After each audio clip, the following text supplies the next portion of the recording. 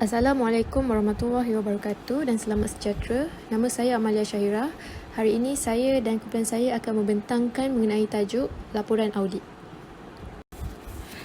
Terdapat 7 fasa utama dalam pengauditan. Yang pertama, client acceptance and continuance.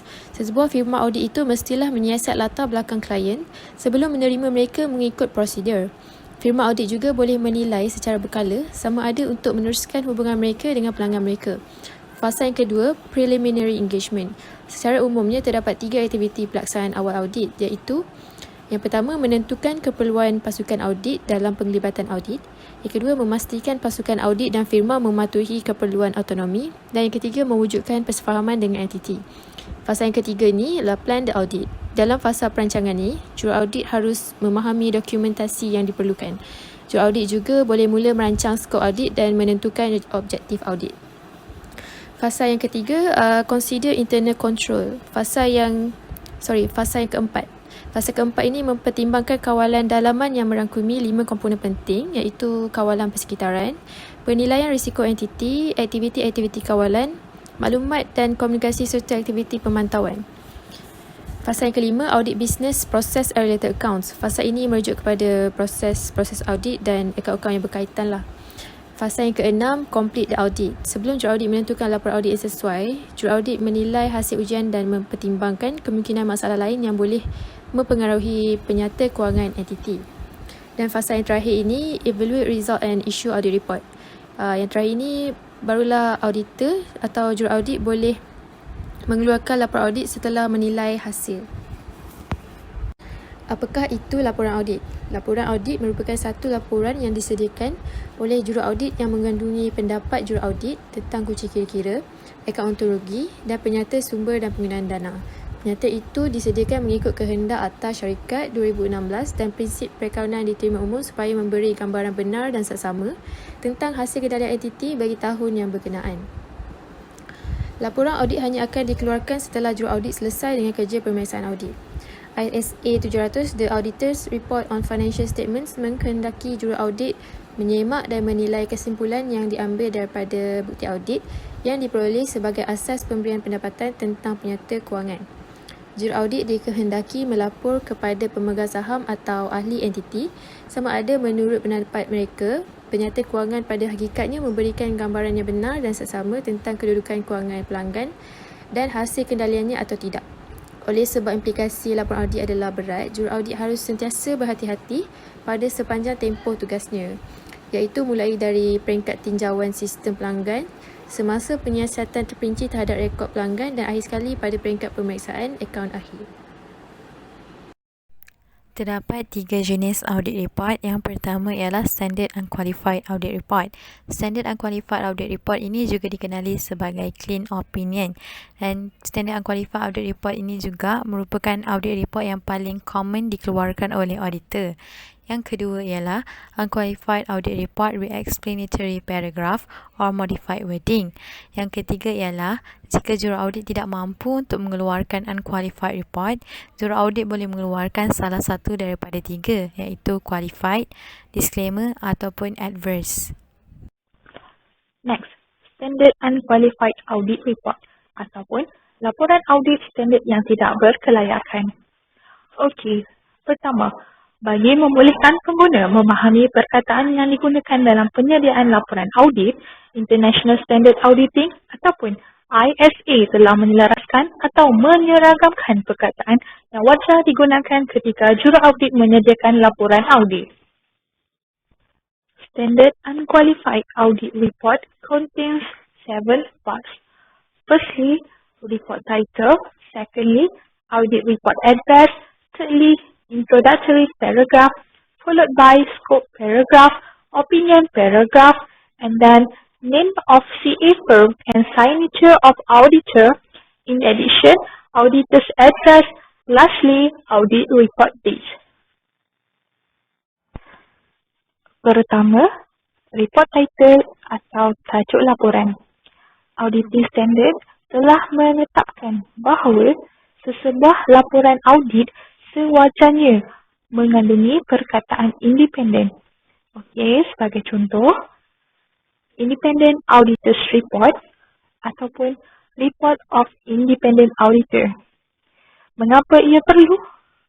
Okey, hal ini kerana untuk memberitahu atau menyampaikan kepada pengguna laporan audit bahawasanya juraaudit yang menyediakan laporan audit tidak berat sebelah sama sekali. Okey, yang kedua, audit report address atau alamat laporan audit. Laporan audit selalu ditujukan kepada syarikat, pemegang saham atau ahli lembaga pengarah syarikat. Tetapi dalam beberapa tahun kebelakangan ini, kebanyakan juraaudit telah menghantar laporan audit kepada ahli lembaga pengarah atau pemegang saham untuk menunjukkan bahawa audit tidak bergantung kepada syarikat semata. Ketiga, introductory paragraph. Bagi perenggan ini, ia seharusnya mengandungi 3 perkara. Pertama, membuat pernyataan ringkas bahawa CA firm telah melakukan audit. Ini bertujuan bagi membezakan laporan audit daripada laporan komplikasi atau tinjauan. Kedua, menyenaraikan penyata kewangan yang diaudit, termasuk tarikh kunci kira-kira, tempoh perikanan penyata pendapatan serta aliran tunai. Perkataan financial statement dalam laporan audit haruslah sepadan dengan yang digunakan oleh pihak pengurusan pada penyata kewangan. Ketiga, the statements adalah tanggungjawab pihak pengurusan dan juraaudit bagi menyatakan pendapat mereka mengenai pernyataan berdasarkan audit. Tujuan penyertaan ini adalah untuk memberitahu bahawa pihak pengurusan bertanggungjawab memilih piawan yang sesuai atau piawan perikanan yang telah diluluskan dan membuat keputusan pengukuran dan pendedahan dalam menerapkan prinsip-prinsip yang sepatutnya serta menjelaskan peranan pengurusan dan juraaudit. Menurut Seksyen 167-1 atas syarikat, semua ahli lembaga pengarah dan pengurus syarikat bertanggungjawab untuk penyelenggaraan rekod perikanan dan rekod lain. Ini bermaksud mereka bertanggungjawab untuk menyimpan rekod-rekod yang penting untuk membolehkan akaun sebenar diwujudkan atau disiapkan. Next, scope paragraph. This is a factual statement about what the auditor did in the audit. This paragraph first states that the auditor followed Malaysian approved standards of auditing. The scope paragraph states that the audit is designed, planned, and performed to obtain reasonable assurance about whether the statements are free of material misstatement. The meaning of the word material conveys that auditors are responsible only to shift or significant misstatement, not minor misstatement. The use of the term reasonable assurance is intended to indicate that an audit cannot be expected to completely eliminate the possibility that a material misstatement will exist in the financial statements. In other words, an audit provides a high level of assurance, but it is not a guarantee. Followed by opinion paragraph. Ini merupakan perenggan terakhir di dalam laporan audit. Dan bagi perenggan ini, ia sangat penting kerana di sinilah merupakan kesimpulan yang dilakukan atau diulas oleh juraaudit bagi keseluruhan audit. The opinion paragraph is stated as an opinion rather than as a statement of absolute fact or a guarantee. The intent is to indicate that the conclusions are based on professional judgment. The process in our opinion indicates that there may be some information risk associated with the financial statement, even though the statements have been audited. In addition, auditor's address.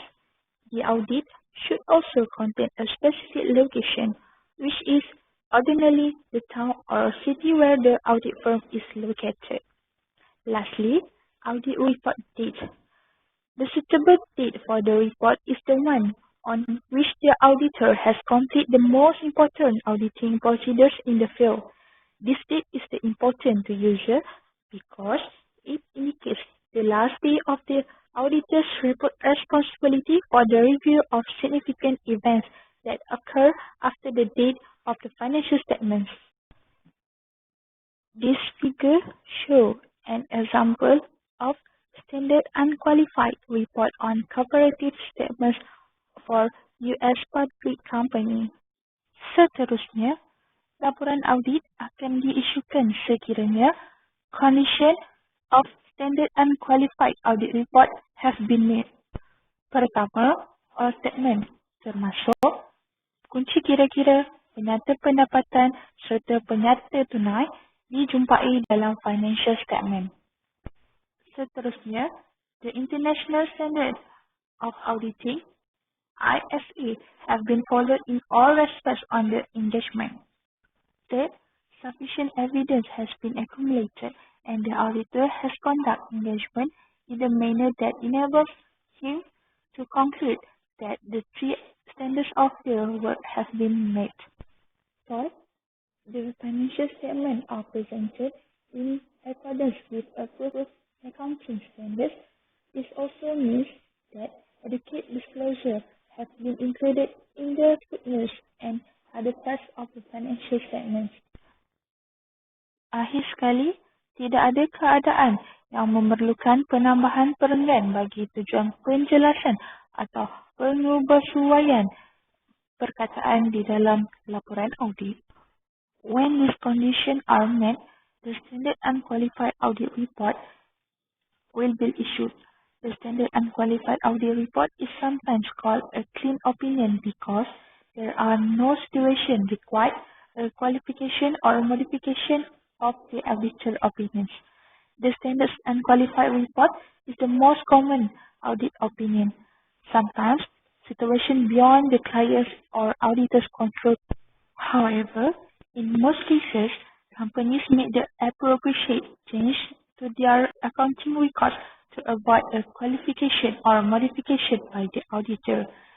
If any of the 5 requirements of the standard unqualified audit report are not met, the standard unqualified report cannot be issued. Yang seterusnya ialah Modified Unqualified Audit Report. Modified Unqualified Audit Report boleh dikeluarkan oleh juraudit jika penyata kewangan yang diaudit menggambarkan maklumat yang tepat dan benar. Juraudit memilih untuk mengeluarkan Modified Unqualified Audit Report kerana mempercayai pentingnya untuk menjelaskan maklumat tambahan tentang sesuatu perkara. Walaupun maklumat tambahan tersebut didedahkan di dalam audit report, ia tidak akan sama sekali mempengaruhi pendapat juraudit tentang penyata kewangan yang sedang diaudit. Terdapat 5 sebab yang membolehkan juraudit mengeluarkan Modified Unqualified Audit Report. Sebab yang pertama ialah lack of consistent application of approved accounting standard. Dan sebab yang kedua ialah auditors agree with departure from promulgated accounting principle. Sebab yang kedua ni menceritakan tentang kadang-kadang sesuatu penyimpangan daripada accounting principle tu akan menghasilkan maklumat yang lebih tepat dan benar. Juraudit tu sendiri boleh keluarkan Modified Unqualified Audit Report jika dia benar-benar yakin yang klien tu buat penyimpangan akan menghasilkan maklumat yang lebih tepat dan benar berbanding dengan jika klien ikut standard tapi menghasilkan maklumat yang salah, yang tak tepat. Sebab yang ketiga yang membolehkan juraudit mengeluarkan Modified Unqualified Audit Report ialah emphasis of any matter. Emphasis of any matter ni ialah auditor nak menjelaskan tentang sesuatu perkara. Penjelasan tentang sesuatu perkara ini boleh dilakukan di dalam perenggan yang berasingan. Contoh perkara yang boleh dijelaskan oleh juraudit ialah peristiwa-peristiwa yang berlaku selepas tarikh kunci kira-kira. Yang keempat ialah reports that involve other auditor. Reports that involve other auditor ni biasanya berlaku apabila klien yang diaudit tu mempunyai banyak branch dan setiap branch akan diaudit oleh juraudit yang berbeza. Ini akan menyebabkan prinsipal auditor iaitu juraudit utama perlu bergantung kepada pendapat juraudit yang lain. ISA 600, the work of another auditor has provided two alternatives for the principal auditor. Alternatif yang pertama ialah Prinsipal auditor boleh simpulkan yang kerja juru audit lain tidak dapat digunakan oleh dia untuk membuat prosedur tambahan. Disebabkan oleh batasan dalam skop audit tersebut, juru audit utama boleh mengeluarkan qualified atau disclaimer opinion. Option yang kedua ialah jika juru audit lain mengeluarkan modified report, maka juru audit utama perlu melihat kepada modified report tersebut sama ada ia penting dan berkait tak dengan apa yang sedang diaudit oleh Principal Auditor. Jika berkait, Principal Auditor perlu mengeluarkan modified report. Yang terakhir ialah substantial doubt about going concern. Substantial doubt about going concern ni ialah keraguan juru audit tentang syarikat klien sama ada syarikat klien mampu atau tidak untuk beroperasi dalam jangka masa setahun dari tarikh penyata kewangan diaudit. ISA 570 ada menerangkan tentang panduan juru audit bagi membuat judgement tentang isu going concern. Juru audit perlu melihat kepada masalah-masalah yang dihadapi oleh syarikat klien. Contoh, kalau syarikat klien tu berhadapan dengan masalah kehilangan pembekal utama, maka juru audit perlu melihat kepada indikator lain. Jika syarikat klien ada alternatif seperti ada pembekal lain, maka isu going concern tidak wujud. ISA 700 ada menerangkan jika pendedahan yang mencukupi dibuat di dalam penyata kewangan, maka juru audit hanya perlu mengeluarkan explanatory paragraph. Tetapi jika penerangan di dalam penyata kewangan tidak mencukupi, juru audit perlu mengeluarkan qualified atau adverse opinion. Subtopik yang seterusnya adalah pelepasan daripada laporan audit yang tidak berkelayakan. Ada 3 keadaan yang memerlukan pelepasan. Yang pertama adalah skop audit yang terhad atau limitasi skop. Ini berlaku apabila juru audit belum mengumpulkan bukti yang cukup untuk menyimpulkan sama ada penyata kewangan mengikut akta syarikat yang telah ditentukan. Ada 2 sebab utama yang menyebabkan skop terhad, iaitu sekatan yang dikenakan oleh klien atau keadaan di luar sama ada kawalan oleh klien atau juru audit. Seterusnya ialah tiada persetujuan. Apabila juru audit menyatakan pendapat tetapi pendapatnya tidak sama dengan pihak pentadbiran dalam penyata kewangan. Penyebab lain berlakunya tiada persetujuan ialah penyata kewangan yang disediakan adalah tidak mematuhi akta syarikat. Seterusnya, tidak mematuhi piawaian perkaunan yang disahkan dan tiada persetujuan berkenaan fakta atau amaun yang termasuk dalam penyata kewangan. Dan akhir sekali ialah ketidaktentuan yang wujud. Merupakan keadaan yang mungkin memberi kesan kepada penyata kewangan mengikut sifat mereka dan bukannya mengikut had dalam skop audit, di mana hasilnya tidak boleh ditentukan secara objektif atau secara munasabah. Keadaan ini akan menimbulkan keraguan berkenaan hasil kontrak jangka panjang. Laporan audit selain yang tidak berkelayakan terbahagi kepada 3 jenis, iaitu pendapat yang berkelayakan, pendapat yang merugikan dan penafian pendapat. Pendapat pertama iaitu pendapat yang berkelayakan boleh diambil daripada kelayakan kedua-dua skop dan pendapat atau hanya pendapat sahaja. Kelayakan skop dan pendapat boleh diisukan apabila juru audit tidak mampu untuk mengumpulkan semua bukti yang diperlukan oleh piawaian audit yang disahkan. Oleh itu, jenis kelayakan ini digunakan apabila skop juru audit dihadkan oleh klien atau keadaan lain yang menghalang juru audit daripada menjalankan audit lengkap. Seterusnya, kegunaan kelayakan pendapat sahaja terhad kepada keadaan di mana penyata kewangan tidak mengikut piawaian perakaunan yang disahkan atau tidak mematuhi sebahagian peruntukan dalam akta syarikat. Pendapat kedua ialah pendapat yang merugikan. Ia hanya digunakan apabila juru audit percaya keseluruhan penyata kewangan adalah salah nyata material atau mengelirukan yang tidak dibenarkan secara adil dalam posisi kewangan atau keputusan operasi dan ahli tunai yang tidak mengikut piawaian perakaunan yang disahkan. Pendapat ini jarang digunakan. Pendapat ketiga ialah penafian pendapat. Pendapat ini diisukan apabila juru audit tidak mampu memuaskan dirinya bahawa keseluruhan penyata kewangan dibentangkan secara adil.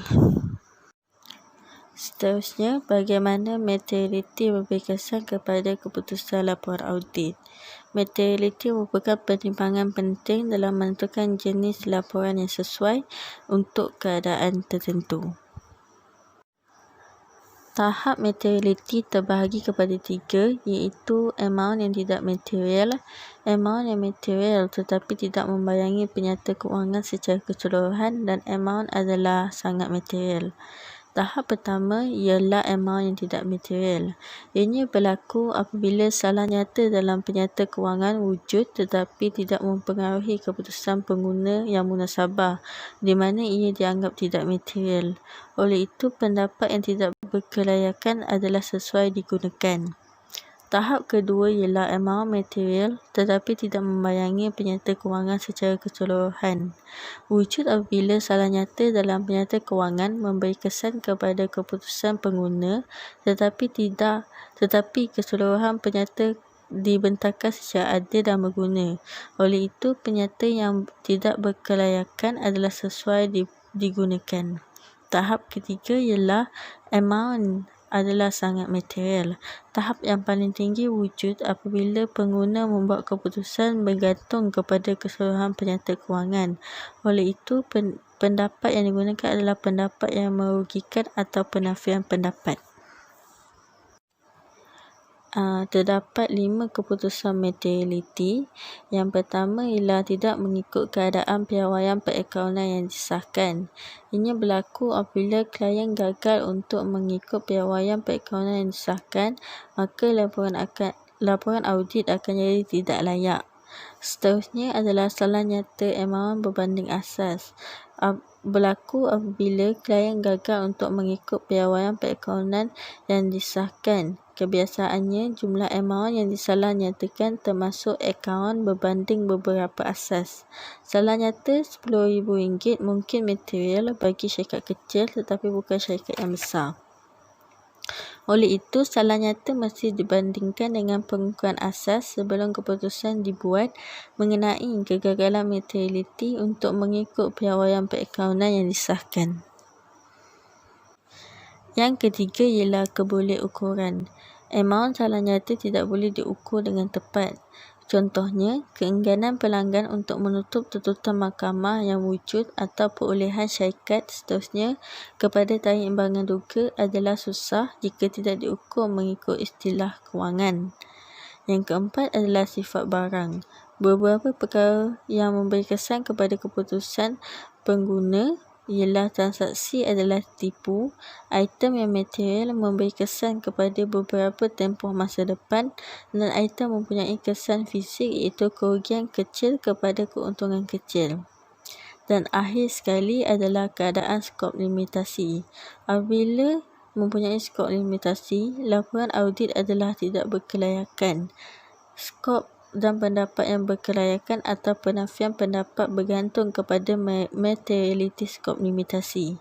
Ianya lebih sukar untuk menilai materiality salah nyata yang berpotensi hasil daripada skop limitasi berbanding mengikut piawaian perakaunan yang disahkan. Next, I'm going to talk about discussion of conditions on requiring departure.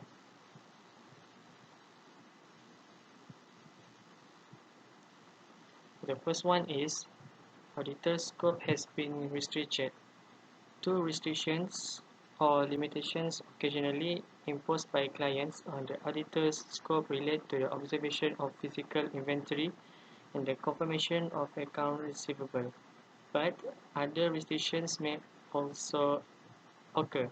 Reasons for client-imposed scope restrictions or limitations may be a desire to save audit fees and, in the case of confirming receivables, to prevent possible conflicts between the client and customer when amounts differ.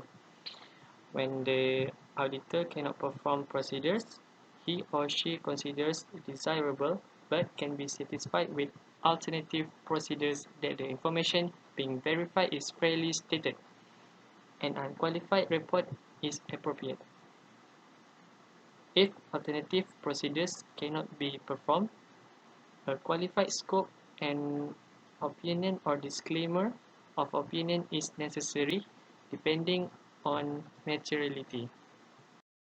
Next, for the second part, is statements are not in conformity with GAAP. When the auditor knows that the financial statements may be misleading because they were not prepared in conformity with approved accounting standards, and the client is unable or unwilling to correct the misstatement, he or she must issue a qualified or an adverse opinion, depending on the materiality of the item in question. The opinion must clearly state the nature of the deviation from accepted principles and the amount of misstatement if it is known. When the client fails to include information that is necessary for the fair presentation of financial statements in the body of the statements or in the related footnotes, it is the auditor's responsibility to present the information in the audit report and to issue a qualified or an adverse opinion. The last one is auditors is not independent. One of the controversial terms in the auditor's report is the meaning of the phrase true and fair view. Occasionally, the courts have concluded that auditors are responsible for looking beyond approved accounting standards to determine whether users might be misled even if the standards are followed. Most auditors believe that financial statements present a true and fair view when the statements are in accordance with approved accounting standards. But there is also need necessary to examine the substance of transaction and balance for possible misinformation. The Malaysian Accounting Standards Board, in its forward to MASB standards, acknowledges that in certain circumstances it may be necessary not to apply approved accounting standards if application of such standards would render the accounts not showing a true and fair view. This is referred to as the true and fair override.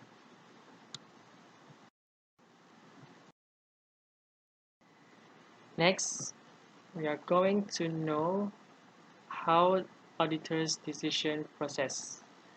We have to determine whether any condition exists requiring a departure from a standard unqualified report. Auditors identify these conditions as they perform the audit and include information about any condition in the audit files as discussion items for audit reporting. If none of these conditions exist, which is the case in most audits, the auditor issues a standard and qualified audit report.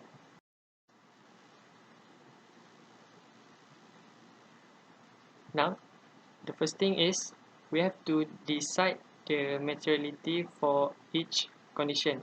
When a condition requiring a departure from a standard unqualified opinion exists, the auditor evaluates the potential effect on the financial statements for departures from approved accounting standards or scope restrictions or limitations. The auditor must decide among immaterial, material, and highly material. All other conditions except for the lack of auditor independence require only a distinction between immaterial and material. Secondly, we have to decide the appropriate type of report for the condition. Given the materiality level after making the first two decisions, it is easy to decide the appropriate type of opinion by using a decision aid. For example, Assume that the auditor concludes that there is a departure from approved accounting standards and it is material but not highly material. The introductory and scope paragraphs will be included using standard wording. Finally, we have to write the audit report. Most CA firms have computer templates that include precise wording for different circumstances to help the auditor write the audit report.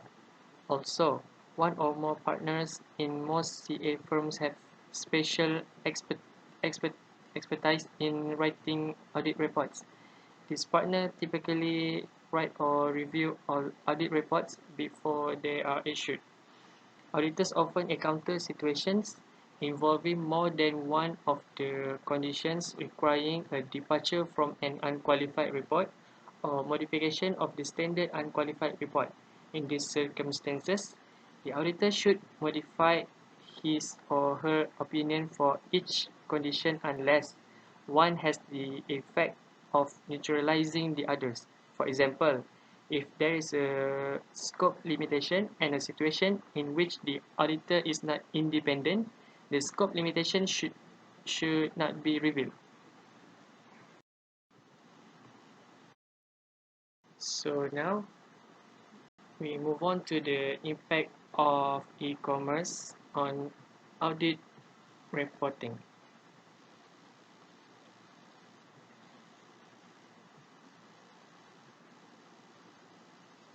Firstly, most public companies provide access to financial information through their home webpage. Visitors to a company's website can view the company's most recent audited financial statements, including the auditor's report. In addition, it is common for the company to include such information as unaudited quarterly financial statements, other selected financial information, and press release often labeled as about the company or investor relations on its website. Next, under approved auditing standards, the auditor has no obligation to perform any procedures to corroborate the other information.